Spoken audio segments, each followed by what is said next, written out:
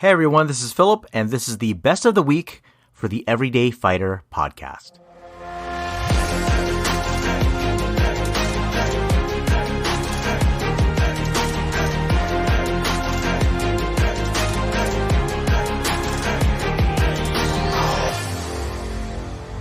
Yeah, so you want to hear a story?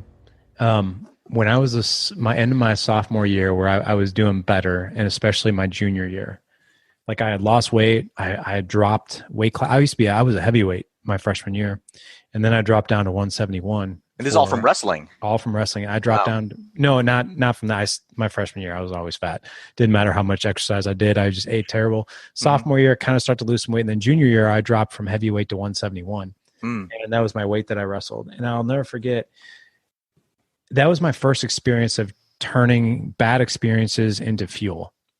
And I'll explain. So the first meet that we had, I felt good. I was thinner. I was fitter. I had worked out. Like I was like, man, I still wasn't in great shape, but I was in the best shape I'd ever been my whole life. And I felt good. And I remember seeing the kid that I was going to wrestle, and he looked like somebody who probably would have bullied me. Like I always kind of had like this stereotypical like kid who bullied me. Like they were always young, lean.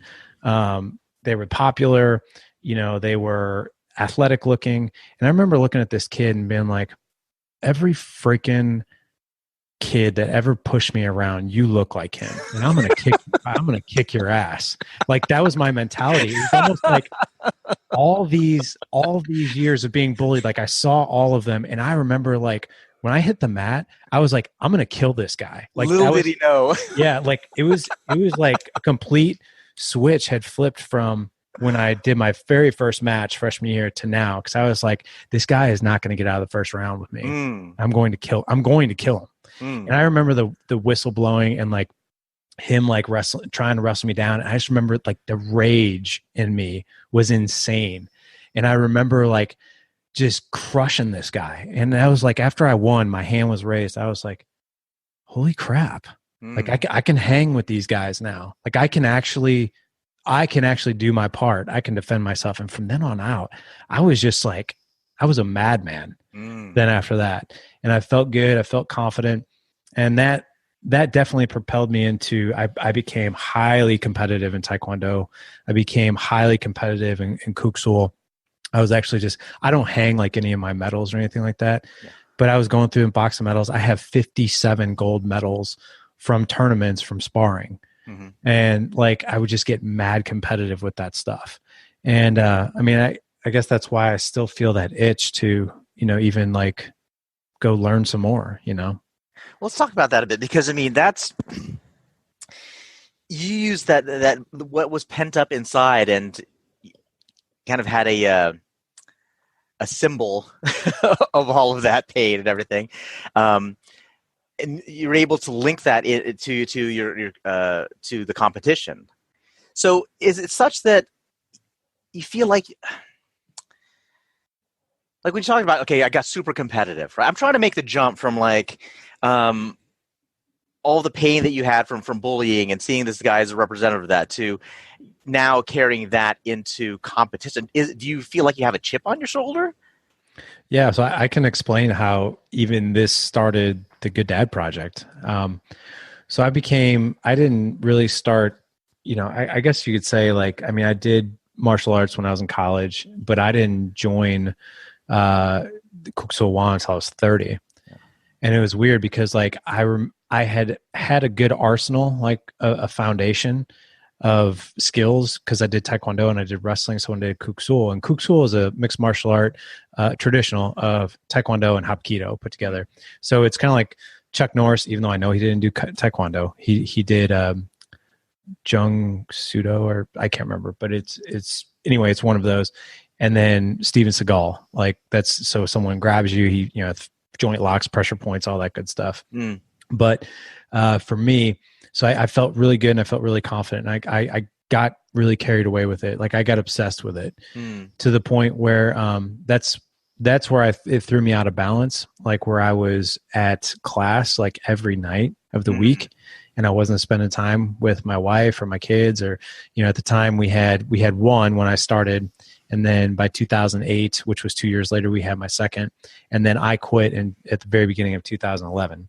And I quit because like I became so into it, and I was competing like every weekend. Just like I was like, it was almost like all those years of never being good at anything and people pushing you around.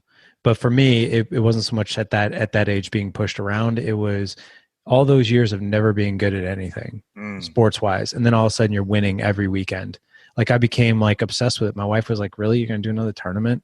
Like another tournament? You just did one 3 weeks in a row. And I was like, yeah, but this one's, And then finally it finally just got to the point where I was just like, I'm out of balance.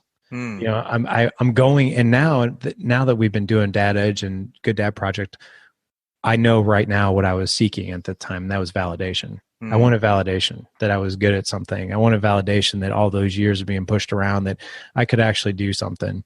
And that validation became addictive, just like over weekend after weekend, like, oh man, I'm finally good at something. I'm finally especially good at if something. You're winning. Yeah. Especially if you're winning. And then, I'd say it probably got a bit out of balance and I stopped. I quit. It's really interesting to see the reactions from students that are unfamiliar with this process in my class. Maybe it's the first time they've attended my class, so they're just waiting, right? Oh my gosh, I'm so exhausted. I cannot wait for this thing to be done. And then they're just anticipating that moment when I say time, and they're going up. They get up off the mat, right?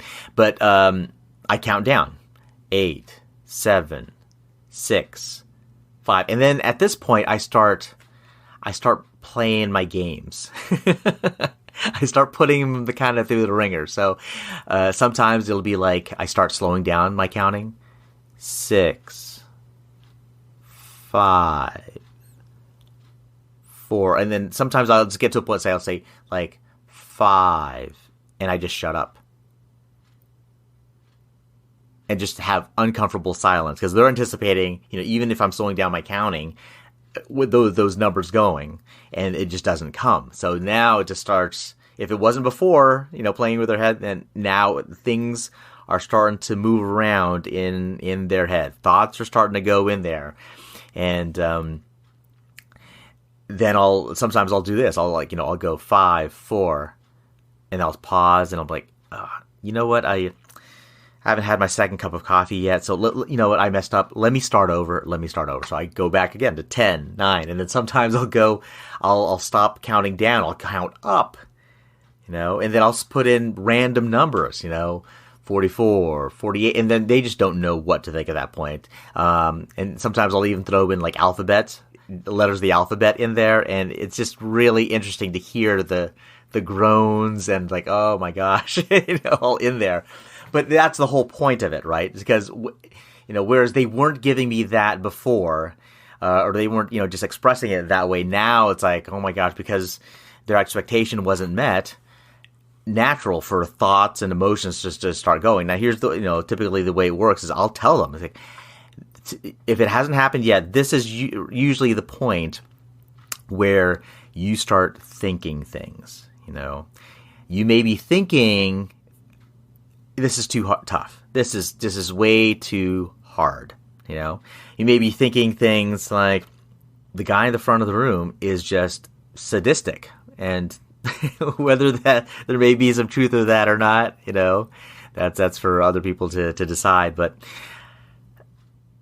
I tell them, it's like, these thoughts are coming. These thoughts, there's no avoiding them. But you control the thoughts. Now, here's the thing, though, is that you have to decide, and you have to notice, rather, what is that thought doing for me? How is it making me feel? What is the result of thinking this thought, right? Philip was a jerk. Okay, well, how does that make me feel? Maybe it may feel validated in a split second, but you still have to do the exercise, right? So I tell them, it's like, you got to notice whether that thought right now, and they're still in the plank position, or they're still in the horse stance position as I'm saying this, whether that is giving you strength or it's taking it away from you. And at that point, when you notice that, you have the choice. You have the choice of thinking a different thought. So you hear that term mental toughness a lot. Well, that's exactly what it is, right? It's you control the things that are going through your mind, or you can. I mean, there's a lot of times people are just on autopilot, right? They're in hypnosis land. And that's what a lot of people are in, particularly when I start counting down from 10. They're in a hypnosis of, okay, he's counting down at this cadence. He's counting down at this speed. I know what's coming next.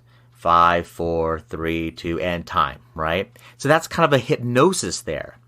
It's like, if you're driving on the highway or the freeway, right? Sometimes you get from your house to work or to the coffee shop or what have you, and you couldn't, if you looked back, you couldn't say, these are the things that I saw, on this particular day. It's just because it was just an automatic thing. You could put yourself on autopilot and you got to your destination and that was it. And that's the same type of thing here, where I'm trying to get people out of their hypnosis, right? Get it so that they're conscious about what is going on, but more specifically, conscious about what's going on in their mind. And once they're conscious about that, then that's when they can have the power to change at the bare minimum. A lot of times this is all you've got, right? Is your thought, right? That's the place that you got to start. And once you realize that you've got that power to decide what the thought is going to be, and then, have the power to notice how that makes you feel, whether it makes you stronger or weaker, that's when you can start really making changes, not only in the ring and on the mat, but elsewhere, right? Outside in your life.